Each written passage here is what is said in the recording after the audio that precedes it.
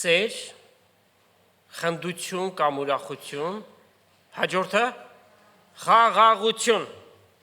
Գաղատացիս 5-րդ գլուխ 22-23 համարներ, Սուրբ Հոգու պտուղը 9 բաղադրիչներ, այսօր երրորդն ենք մենք քննում, եւ սրանք բոլորն էլ աստվածային առաքինություններ են վերջու։ Եբրայերեն շատ հայտնի խոսք կա խաղաղության, շալոմ, շալոմ, հունարեն այն կոչվում է իրինի, ռուսերեն միր, չէ՞, նաև աղքատիկ լեզու է, նրանք աշխարհին են ասում միր, միր ու միր,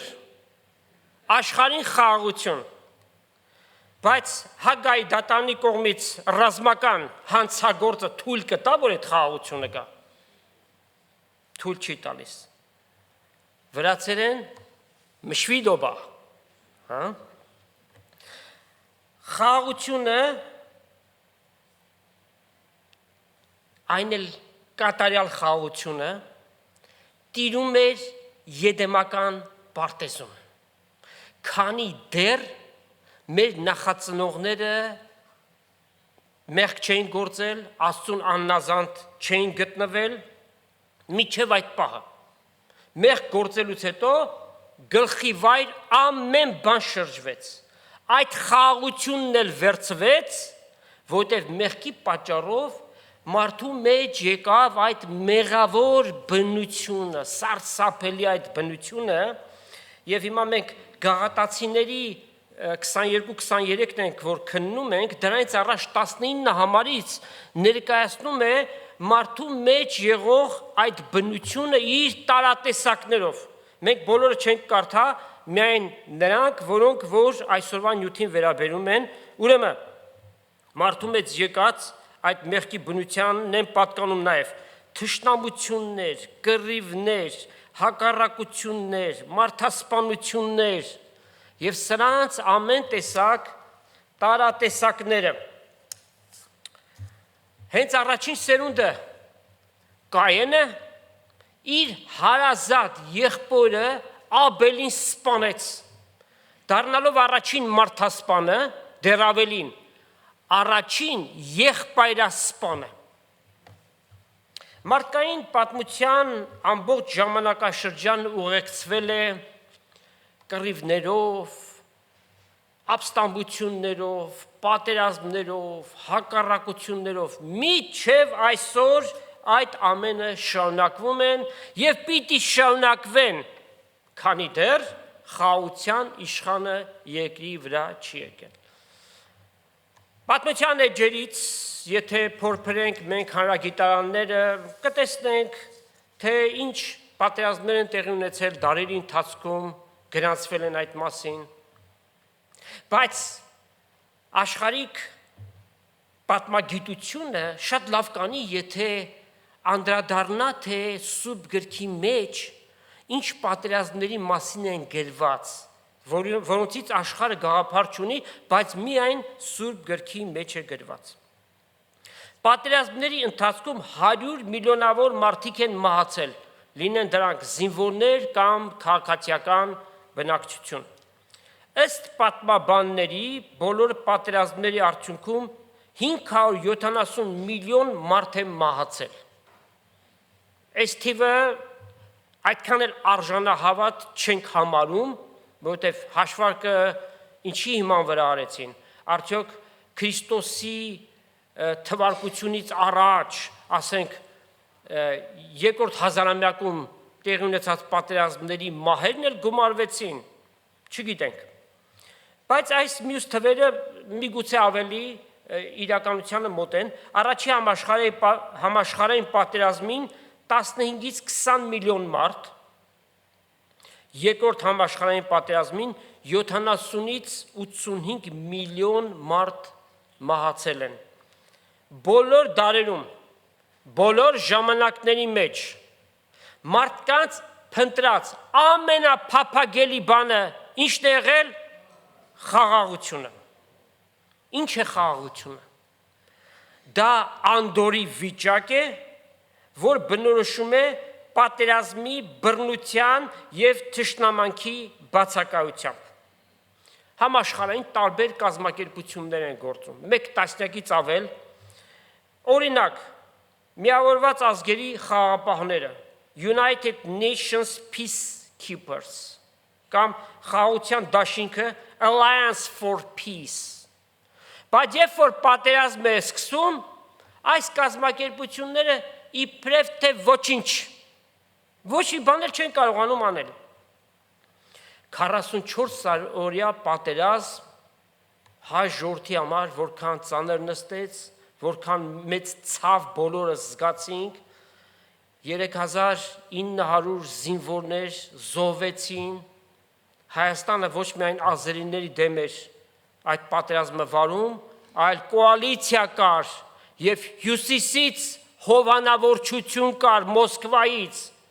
որ այդ պատերազմում Հայաստանը պարտադիր պիտի պարտվեր։ Դա էր միակ նպատակը։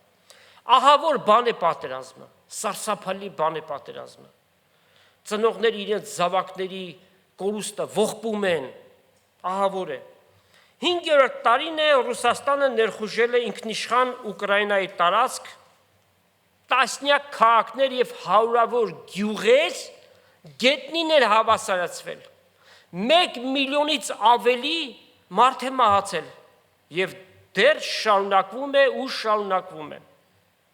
Ուրախ ենք, որ Հայաստանը մոտ 3 տասնամյակ հակամարտություններով եւ պատերազմներով անցնելուց հետո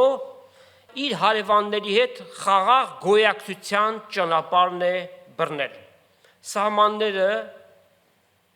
ապահով են, կրակոցներ չկա, զինվորներ չեն զոհվում եւ մարդիկ դրա համար ուրախ են։ Բայց փխրուն է այդ խաղաղությունը, քանի դեռ հեռավոր հյուսիսից կեղծ դաշնակցից սպառնալիքներ կան։ Աշխարհի խաղաղությունը հարաբերական է։ Երկիր մոլորակի այսինչ տեղում պատերազմ կա, մյուս տեղերում խաղաղ է, հետո կարող են դերերը փոխվել։ Այնտեղ պատերազմ սկսի, մյուս տեղերում խաղաղություն լինի, այնպես որ անկայուն է խաղաղությունը երկիր մոլորակի վրա։ անվստահելի է, չգիտես վաղը իր հետ ինչ կարող է բերել։ Եվ այդպես պիտի շարունակվի, անխաղաղ, միջև որ խաղաղության իշխանը գա, միջև գա և իր խաղաղության թագավորությունը երկրի վրա հաստատի։ Եսայի մարգարության 9-րդ գլուխ և 6 համարում գրված է. մեզ որդի տրվեց, մեզ մանուկ ծնվեց և իշխանությունը նրա ուսերի վրա պիտի լինի, նրա անունը պիտի կոչվի սքանչելի, խորհրդակից հզոր Աստված, խաղաղության իշխան, նրա իշխանությունը մեծնալուն և խաղաղությանը սահման չի լինելու։ Սպասում ենք։ Աշխարհում խաղաղություն չկա և մարդկանց մեջ, թե ազգերի մեջ թշնամություն կա, որքան էլ փորձում են խաղաղ գոյակցություն ունենալ, միևնույնն է, այդ թշնամությունը կա։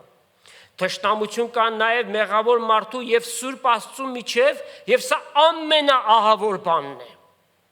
այդ թշնամությունը։ Եվ Հիսուս հենց դրա համար եկավ, որպեսզի այդ խաղաղությունը բերի, որպեսզի իր զոհով այդ պատնեշը, որ Սուրբ Աստծու և մեղավոր մարդու միջև կա, քանդի, և մեզանից ամեն մեկի համար այդ գործ արավ Տեր Հիսուս։ Քանի դեռ մենք Տիրոջը չենք եկել, այդ պատնեշը մեզ համար գոյություն ուներ, բայց Հիսուս 2000 տարի առաջ արդեն իր զոհով այդ պատնեշը քանդել է։ Երկու տեղից կարդանք Եփեսացիների 2-րդ գլուխ 14-ից 17 համարները։ Վասնզի Հիսուսն է մեր խաղաղությունը, որ երկուսը մեկ արավ և մեջտեղի բաժանող պատը, այսինքն իրար հետ եղող թշնամությունը իր մարմնով քանդեց և հրամաններով եղած պատվիրանքների օրենքը խափանեց, որպեսզի իրմով այդ երկուքի տեղ նոր մարդ ստեղծե և ասով խաղաղություն ընե։ Երբ որ այս տողերը գրվում էր այն ժամանակ, շատ մեծ հակամարտություն կար հրեաների և հեթանոսների միջև։ Եվ Հիսուս նաև իր զոհով այդ պատնեշը քանդեց։ Եվ երկուսը մեկ մարմին եղած հաշտեցնե Աստծո հետ իր խաչով, որտև նրանով սպանեց թշնամությունը։ Եվ եկավ խաղաղություն քարոզեց ձեզի, որ հեռու եք և անոնց, որ մոտ էին, այսինքն հեթանոսները հեռու էին, այդ խաղաղությունը նրանց էլ գնաց, և հրեաները, որ մոտ էին, նաև այդ խաղաղությունը նրանց էլ քարոզվեց։ Քանզի Հիսուսի ձեռքով մենք երկուքս էլ մեկ հոգիով Հորը մոտենալու արտոնություն ունենք, որովհետև այդ պատնեշը մեզ համար քանդված է, և նաև Կողոսացիների առաջի գլուխ 19-20 համարները։ Որովհետև Հայրը հաճեցավ, և որ աստվածության բոլոր լեցունությունը նրա մեջ բնակվի, և նրանով ամենքը հաշտեցնե իր հետ, խաղաղություն ընելով խաչի վրա թափված իր արյունով, թե երկրի վրա և թե երկնքի մեջ եղողները։ Աշխարհի խաղաղությունը անկայուն է, և իրապես չգիտենք վաղը որտեղ ինչ հակամարտություն կլինի, ինչ պատերազմ կծագի, չգիտենք։ Իսկ Տեր Հիսուսի գերազանց խոստումը այս փոթորկված աշխարհի մեջ, այս պատերազմների մեջ Հիսուս տվել է հետևյալ խոստումները։ Հովհաննես ավետարան 14-րդ գլուխ 27 համար։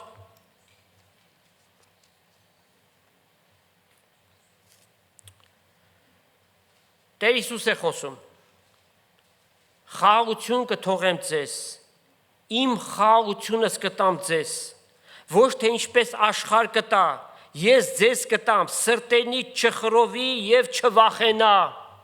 Այսինքն ինչ որ կատարվում է, մի վախեցեք, ես ձեզ տալիս եմ իմ խաղաղությունս։ Եվ նաև 16-րդ գլուխ 33 համար։ Այս բաները ձեզ խոսեցի,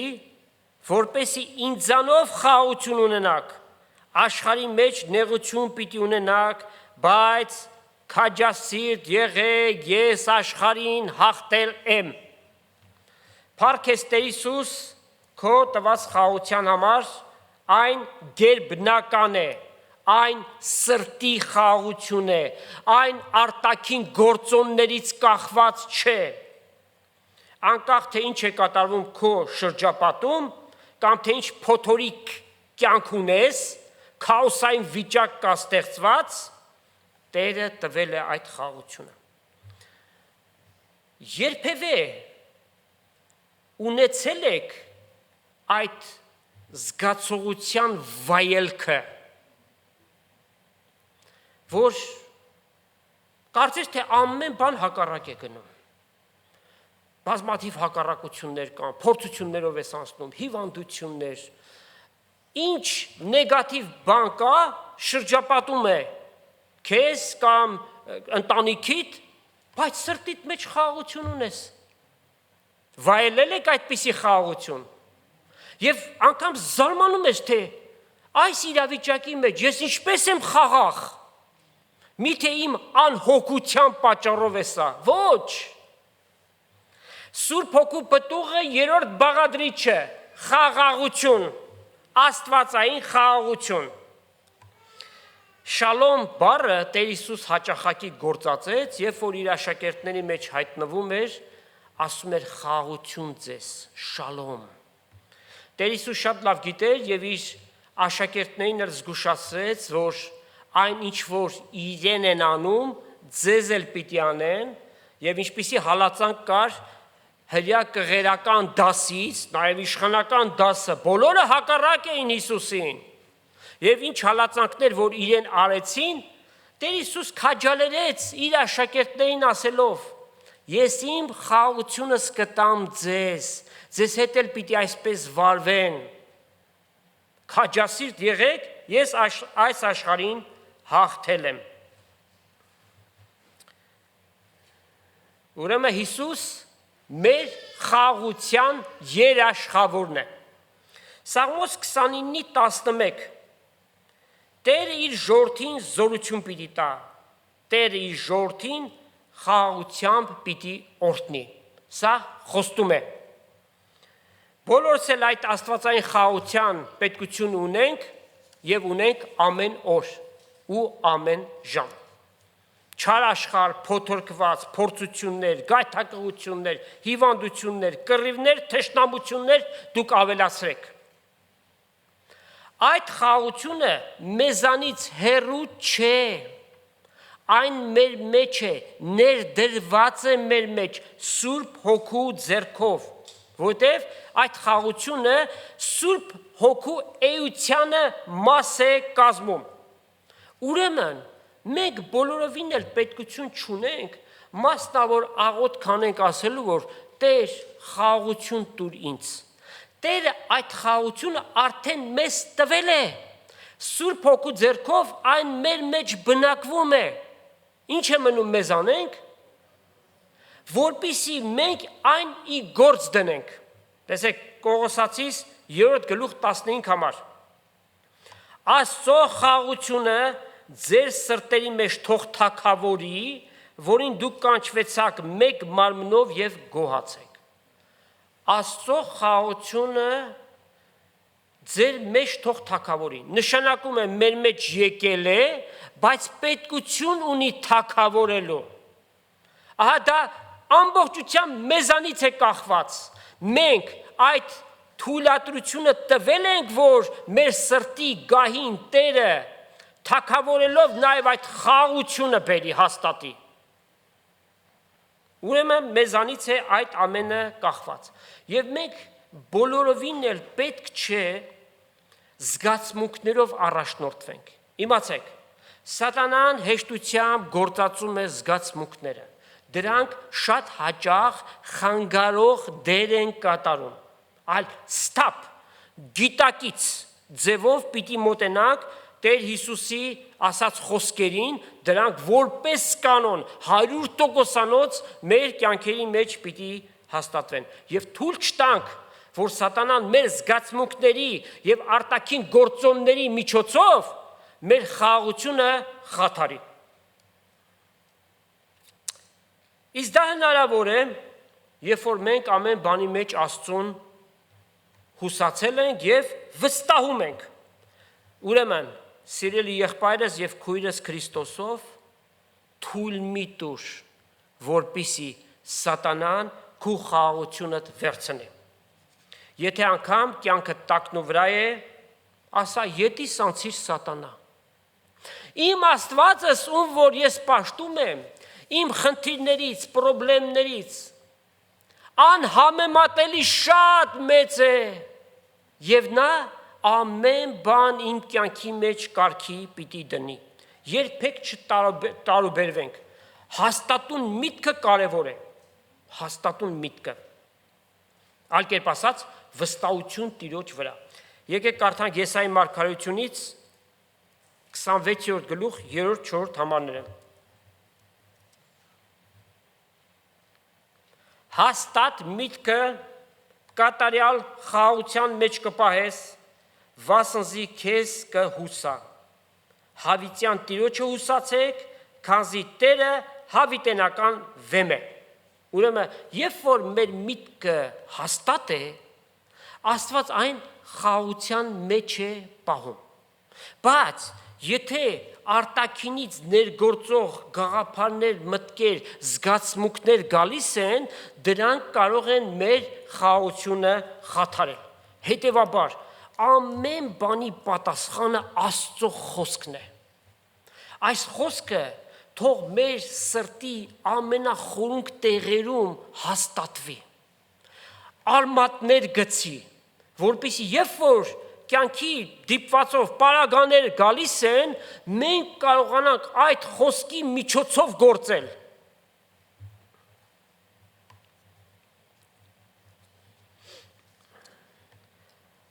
Աստծո այդ խաղաղություն, սա գիտակցության հարց է, ասեցինք, չէ՞, մեր մեղքերը մեզ ներված են։ Երանելի են բոլոր նրանք, ում մեղքերին թողություն եւ քավություն եղավ։ Ուրախացիր, մեղքերդ քեզ ներված են։ Բայց նրանք, ովքեր որ խոստովանություն չեն արել, նրանք դեռևս իրենց մեղքերի մեջ են։ Սարսափելի բան է կենդանի Աստծո ձեռքը ընկնելը, Աստված այդպիսիների հետ դատաստան պիտի տեսնի։ Նրանք, ովքեր որ Քրիստոսին մերժում են, իրենց մեղքերի մեջ մեռած են։ Եվ այդ մեղքերը պատճառ պիտի դառնան, որ նրանք Աստծո ճերմակ աթոռի առջև կանգնեն եւ դատվեն։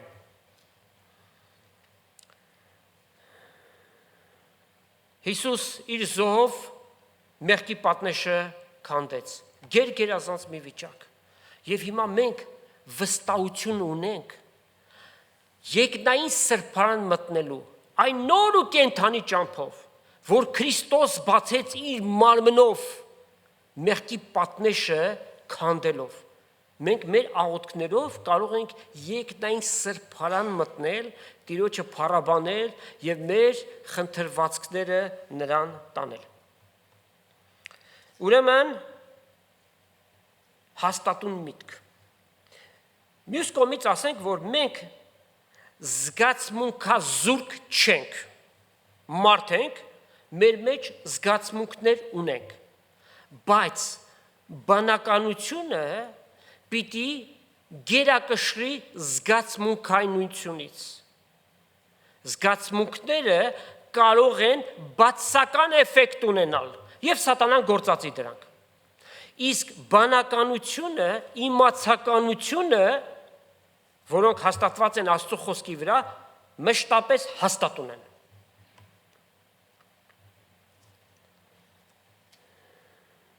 Երբ որ մենք կորցնում ենք մեր խաղաղությունը, այդ պահին անհավատից տարբեր չենք։ Այս խոսքը տարօրինակ եկավ ձեր ականջներին։ Այդպես է։ Անհավատները փոթորկվում են, խնդիրներ, չէ՞, տարբեր տեսակի։ Եթե նրանք տեսնեն, որ մենք ամեն կիրակի գալիս ենք պաշտամունքի, Աստված պաշտելու, սրտողության դասեր ենք գալիս, Սուրբ Գիրքը մեզ համար թիվ 1 գիրքն է եւ աղոթք ենք անում, բայց մեզ հետ պատահեցին բաներ, որ մենք էլ այդ փոթորկված վիճակի մեջ ենք։ Տարբերություն կա? Չկա, բայց երբ որ մենք խաղաղ ենք, ահա այդ վիճակը նրանց համար որպես վկայություն պիտի լինի։ Ուրեմն որքան զորավոր է իրենց Աստվածը, որքան են նրանք վստահում իրենց Աստծուն, որ անգամ այս վիճակի մեջ խաղաղ են, հանգիստ են։ Մի դեպք տեղի ունեցավ Տեր Հիսուսի եւ իր աշակերտների միջև իրենց կյանքից վերցրած։ Գնանք Մատթեոսի ավետարան 8-րդ գլուխ կարդանք մի քանի համարներ։ 23-ից Հիսուս երբ նավը մտավ, իր աշակերտները իր ետևից գնացին։ Ահա մեծ ալեկոծություն եղավ ծովու մեջ, այնպես որ նավը ալիքներից ծակծկվել էր, իսկ ինքը քնանում էր։ Աշակերտները իր մոտ գացին, արթնացին նրան, ուսին Տեր ազատե մեզ, ահա կկորսվինք։ Նա ասավ անոնց. թերահավատներ, ինչու այդպես վախկոտ եք։ Ելավ հովերին եւ ծովերին սաստեց եւ մեծ խաղաղություն եղավ։ Ու մարդիկ զարմացան եւ կսեին. ինչպիսի մարդ է այս, որ հովերին եւ ծովերին կհնազանդեցնե։ Հիսուսի հետ էին քայլում, բայց իրեն լավ չէին ճանաչում։ Ահա պարագա, որ պիտի իրեն վստահեին ամբողջությամբ։ Ելիր, կորցվում ենք, այսինքն պիտի խեղդվենք, պիտի մեռնենք։ Այս էր իրենց վիճակը։ Ինչպես որ մի անհավատ կարող է նման կերպ վարվել։ Բայց մենք որ Տեր Հիսուսին ունենք, որպես մեր կյանքի խարիսխը, որքան էլ որ քու պարագաները ծանր լինեն, իմացիր, որ քո կյանքի նավակի մեջ Հիսուս քնած է։ Ինչ է մնում անել միայն նրան արթնացնել, նրան միայն դիմել։ Բայց այս պարագային աշակերտները անվստահության մի պատկեր ցույց տվեցին։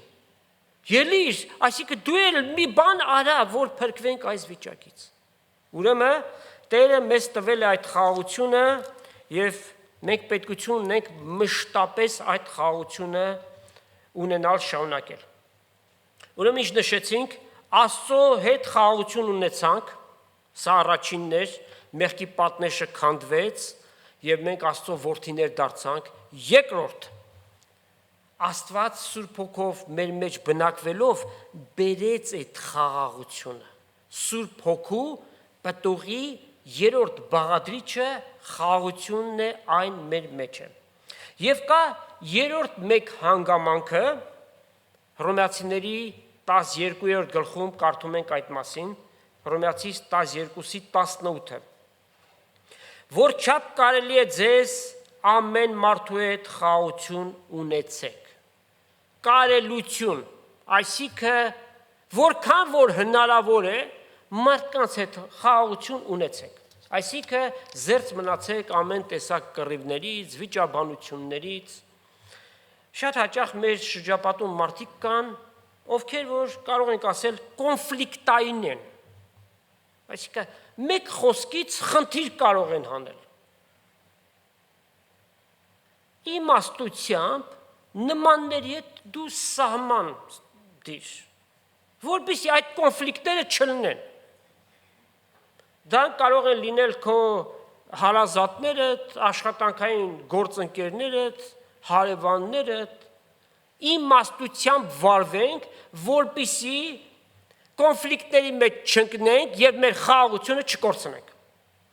Մյուս կողմից էլ պիտի նշենք, որ նաեւ հավատացյալները, քանի որ ունեն հին բնությունը իրենց մեջ, նաեւ կարող են իրենք էլ կոնֆլիկտ ստեղծել, չէ՞։ Հետևաբար ինչ է պետք անել, Աստծո խոսքին հետևենք, որ այդ բռնկվելը, այդ բարկանալը աշխատենք մեր անձերի վրա։ Ամեն մեկս աշխատենք մեր անձերի վրա։ Տեսեք Փիլիպպեցիներին գրած նամակում Պողոս առաքյալին չի ասում 2-րդ գլուխ 14 համար։ Ամեն բան առանց վիճաբանությունների արեք։ Եթե միտեղ կա վիճաբանություն, այդտեղ արած որևէ բան օրհնություն չունի։ Սուրբ Հոգու գործը երբեք վիճաբանությամբ չէ։ Եփեսացիների 4 գլուխ 3 համար։ Սուրբ Հոգու միաբանությունը կամ լավագույն թարգմանությունը Սուրբ Հոգու մեկությունը խաղաղության կապով կապեք։ Կապենք, այնպես կապենք, որ երբեք չկտրվի։ Սուրբ Հոգու մեկությունը։ Լեռան քարոզի մեջ Հիսուսին չասած երանի խաղաղարներին կամ խաղաղասերներին, որոնք Աստծո որդիներ պիտի կոչվեն։ Մենք կոչվեցինք Աստծո որդիներ, հետևաբար պիտի խաղաղության ետևից լինենք։ Հիշենք, Հիսուս մեր աներևակայելի խաղաղությունն է, խելքից ու մտքից վեր եղող խաղաղությունն է։ Եթե աներևակայելի է, հետևաբար մենք ամբողջությամբ այդ խաղաղությունը դեռ չենք ճաշակել, դրա մեծությունը։ Հետևաբար այսօրվա քարոզախոսության վերնագիրն էլ հենց այդպես կդնենք։ Աներևակայելի խաղաղություն։ Խաղաղություն, որ հարատև է, շարունակական է, իսկ աշխարհի խաղաղությունը որտեղ մնաց։ Երևույթային է, փոփոխվող է, անցողիկ է, պայմանական է, ժամանակավոր է։ Եվ հենց այդպիսի խաղաղությամբ աշխարհին պիտի ներկայանա մի անձնավորություն, որ կոչվում է ներ, հակաքրիստոս, սատանայի որդին, առավել ասենք ձեզ, սատանան մարմնով հայտնված, երկիր մոլորակի վրա նա 7 տարվա իշխանություն պիտի ունենա, այն չի եկել դեռևս, այն կգա միայն այն ժամանակ, երբ որ Աստծո եկեղեցին, Քրիստոսի մարմինը կազմող եկեղեցին կամ հարցը հափշտակվի երկինք, միայն այն ժամանակ է, որ Աստված պիտի արտոնի, թույլ տա, որ ները իր իշխանությունը երկրի վրա հաստատի։ Պիտի գա և Մեսիայի դերը պիտի կատարի։ Պիտի անի ամեն բան, որ աշխարհին հավատացնի, որ խոստացված Մեսիան ինքն է։ Գիտեք, մուսուլմաններն են սպասում, որ Մեհդին պիտի գա, և բոլոր կրոնների մեջ կա այս գաղափարը, որ երկնքից մեկը պիտի գա։ Հետևաբար, սատանայի որդին պիտի լինի այդ ընտրությունը նրանց համար, բոլորին պիտի բավարարի։ Աշխարհին հավատացնելու համար իմաստությամբ երկրի վրա գոյություն ունեցող կոնֆլիկտները պիտի լուծի։ Իմաստությամբ, կարծես թե ներին կրեդիտ տվենք, հա, իմաստությամբ, անշուշտ գրված է սատանայի համար, որ և Աստված է վկայում, որ նա հանճարեղ ստեղծվեց։ Եվ այդ հանճարը հետո նա գործածեց չարիքի համար։ Ները ամենայն խորամանկությամբ պիտի գործի։ Աշխարհին պիտի հավատացնի, որ ինքը խոստացյալ Մեսիան է։ Մասնավորաբար հրեաներին ամենահաճոտ ձևով պիտի ներկայանա, հրաման պիտի տա, որ տաճարը սարքեն զոհերը, որոնք հազարավոր տարիներ նրանք արդեն չունեն այդ բանը, պիտի վերականգնվի։ Եվ այդ ամենը 3.5 տարվա մեջ։ Երկրի վրա խաղաղություն պիտի բերի ները։ Մենք գիտենք դա առերևույթ պիտի լինի, դա մնայուն խաղաղություն չի լինելու 3.5 տարի։ Տնտեսական բարգավաճում, աշխարհի տարբեր անկյուններում և գաղտնիորեն հսկայական պահեստներ կան, որտեղ ուտեստ է պահվում, որ եթե դրանք մեջտեղ հանվի,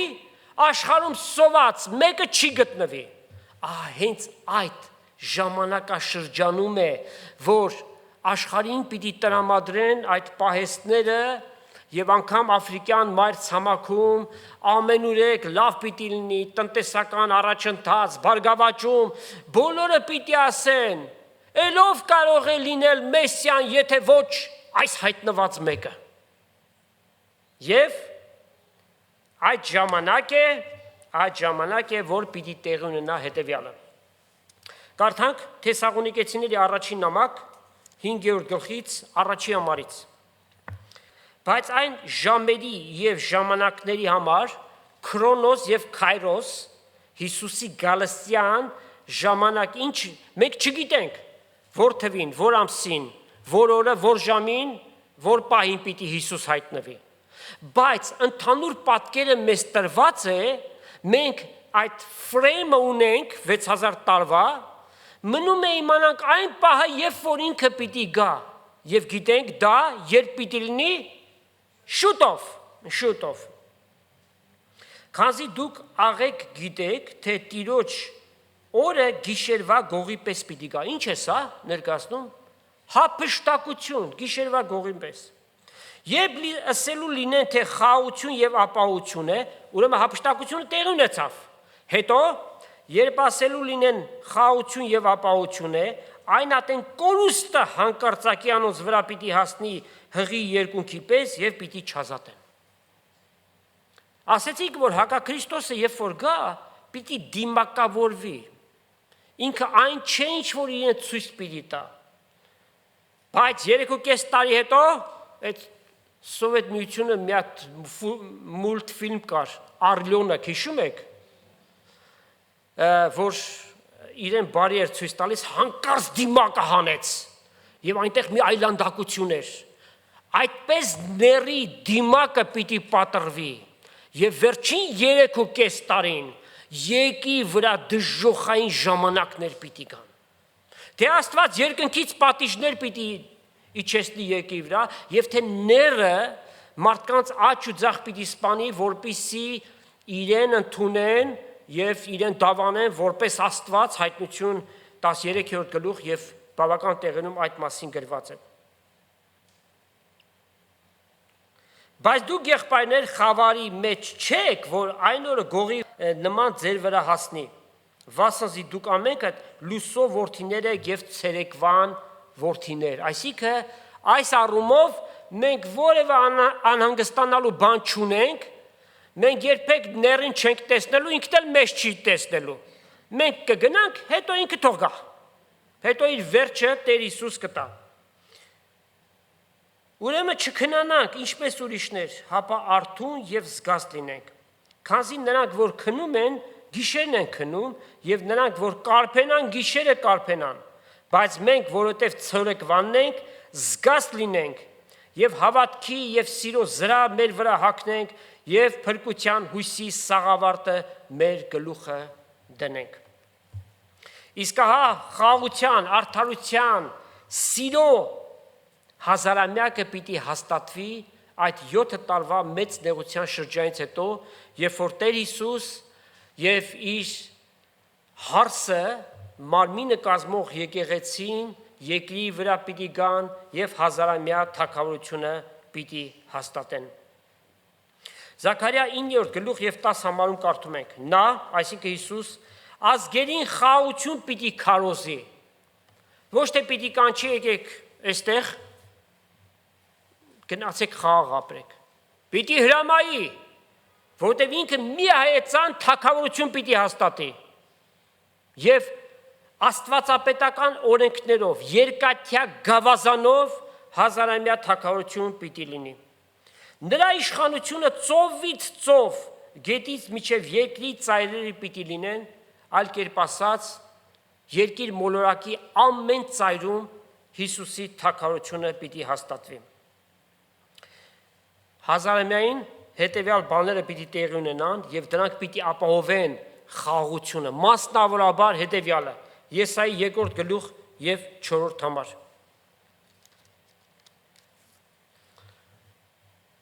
Նա հեթանոսների մեջ դատաստան պիտի տեսնե, ով նա, Տեր Հիսուս ինքը, երբ որ գա առաջի գործը, որը պիտի լինի, Հովսափաթի հովտում ազգերի դատաստանը, ու շատ ժողովուրդներ պիտի հանդեմանե, անոնք իրենց սուրերը խոփեր եւ իրենց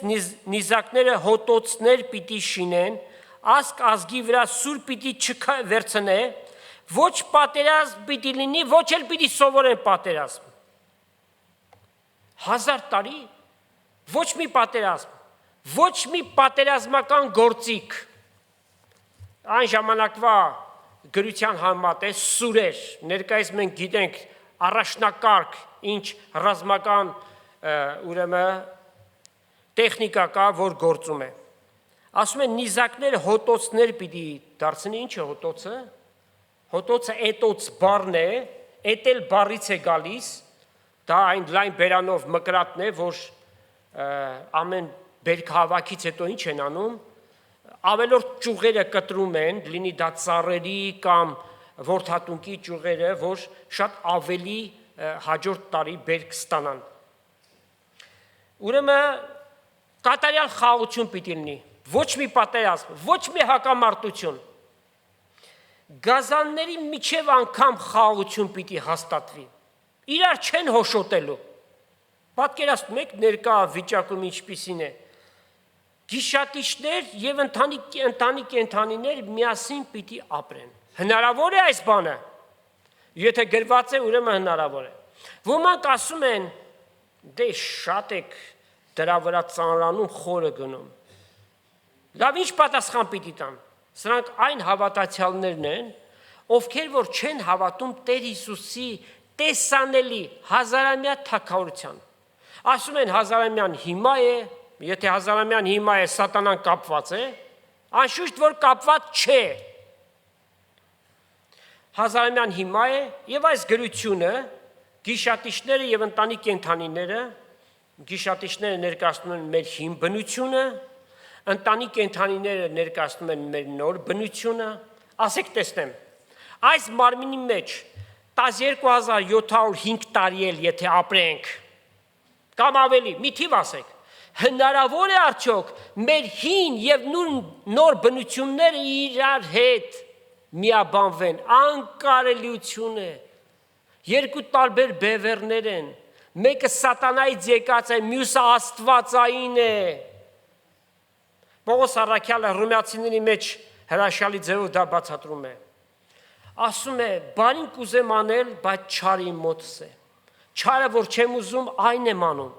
Բայց եթե իմ չուզածս անում եմ, ոչ թե ես եմ անում, այլ մեղքը, որ իմ մեջ բնակված է։ Այս ամենը ինչ որ խոսում ենք սերներ եւ հազարամյային ինչ որ վերաբերում է, այլաբանություն չէ։ Ալեգորիա չէ, ոչ էլ խորհրդանշական են, սիմվոլիկ չեն։ Տարածիորեն պիտի կատարվեն եւ տեսանելի ձևով։ Մենք պիտի տեսնենք այդ բանը։ Եսայի 11-րդ գլուխ եւ 6-ից 9 համարները մենք մի փոքր կրճատ ձեզ կբերենք, գայլը գառի հետ պիտի բնակվի։ Գայլը այլևս ժանիքներ չի ունենալու։ Եդեմական պարտեզում նախքան մեղք գործվելը ժանիքներ չուներ։ Մեղք գործելուց հետո, երբ որ Աստված երկիր մոլորակը անիծեց, այդ ժամանակ էր, որ այդ կենդանիները գազաններ դարձան։ Պիտի հակառակ process-ը տեղի ունենա։ Նրանք պիտի կորցնեն իրենց ժանիքները, գայլը գառի հետ պիտի բնակվի։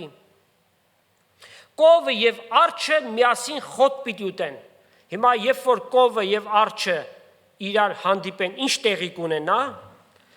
մեկ հարվածով արջը կովին կտապալի գետին, չէ՞։ Հետո իր գործը կկատարի։ Առյուծն էլ, որ կենդանիների թագավորն է համարվում, եզի պես խոտակեր պիտի դառնա։ Ներկայիս լավ ախորժակ ունի, չէ, եղնիկ է ճաշակում, բայց այն ժամանակ ընտանի կենդանիների նման նրանք էլ խոտակեր պիտի դառնան։ Ներկայիս ռազմական մրցավազքը իր գագաթնակետին է ասել, ամենաարդիական զինատեսակներ։ Եվ շատ հաճախ մարդը չի անում գործողություն։ Մարդը միտքն է դրել եւ այդ գործիքները իրենց գործողությունը կատարում են։ Այդ անօթաչու թռչող օբյեկտները մի քանի հազար կիլոմետր հեռավորության վրա թիրախներ են խոցում։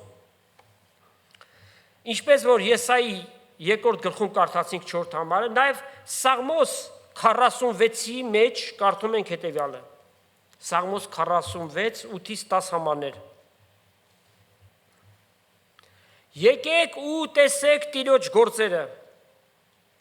որ ավերումներ ըրավ երկրի մեջ, պատերազմները կդադարեցնե մինչև երկրի ծայրերը, աղեղը կկոտրե և նիզակը կջարդե, կառքերը կրակով կայրե, հանդարտ կեցեք, այսինքն խաղաղ կեցեք, ու գիտեք, թե ես եմ Աստված, հեթանոսների մեջ պիտի բարձրանամ, երկրի վրա պիտի բարձրանամ, և գրված է, ամեն ծունկ պիտի ծռի, և ամեն լեզու պիտի դավանի, որ Հիսուս Տեր է Հայր Աստծո փառքի համար։ Ուրեմն ներդաշնակ բնություն պիտի լինի, շեշտակիորեն Աստված շատ բաներ երկրի վրա պիտի փոխի, այս ժամանակ այլևս չեն լինի անապատներ, տափաստաններ, ճահիճներ, և Եսայի մարգարեության մեջ մեկ ուրիշ բնութագրություն կա, կարդանք Եսայի 32-րդ գլուխն է 15 համարից։ Միջև որ վերեն մեր վրա հոգին թափվի, ու անապատը պտղաբեր արդ դառնա, և պտղաբեր արդը անտառ համարվի, այն ատեն անապատի մեջ իրավունք պիտի բնակի։ Ուրեմն մարդ պիտի լինի, չէ՞ որ իրավունքը բնակվի։ Եվ պտղաբեր արդի մեջ արդարությունը պիտի հանգչի, և արդարության գործը ինչ խաղաղություն, և արդարության արդյունքը հանգիստ և ապահովություն պիտի լինի հավիտյան, իմ ժողովուրդս խաղաղավետ բնակչության մեջ ու ապահով վրանների մեջ և կատարյալ հանգստության մեջ պիտի բնակվի։ Ահավասիկ, թե մեզ ինչ է խոստացված գալիք հազարամյա թագավորության մեջ։ Այս ամեն անշուշտ մոտ ապագայում, իսկ հիմա մենք իրապես վայելենք մեր մեջ դրված աստվածադիր խաղաղությունը։ Տերը ինքը դրեց այդ խաղաղությունը և ուզում է, որ մենք այդ խաղաղությունը մեր կյանքերի մեջ ի գործ դնենք, որ ոչ միայն մեր մտքերի սրտերի մեջ այդ խաղաղությունը տիրապետի, այլ նաև մեր շրջապատի մարդիկ տեսնեն այդ խաղաղությունը և իրենց համար հարցերի հարց լինի, ինչ ունեն իրենք, որ այդպես խաղաղ են, որ դու էլ վկայես ու ասես, Հիսուս Քրիստոս է մեր խաղաղության երաշխիքը, օրհնյալ է իր մեծ անունը։ Պիտի սպասենք մինչև այդ տեսանելի խաղաղության հազարամյա դարաշրջանը երկրի վրա գա, իսկ մեզ հետևյալ պատվիրանն է տրված և այսօրվա նյութը կավարտենք։ Երկրորդ Կորինթացիս 13-րդ գլուխ և 11 համար։ Խաղաղություն արեք, ու սիրո և խաղաղության Աստվածը ձեզ հետ լինի, ամեն։ Փառք Տիրոջ, Տեր օրհնի իր խոսքը և ձեզանից ամեն մեկին, Տեր Հիսուս Քրիստոսի շնորհքը, Հայր Աստծո սերը և Սուրբ Հոգու հաղորդությունը Աստծո ժողովրդի հետ լինի, ամեն։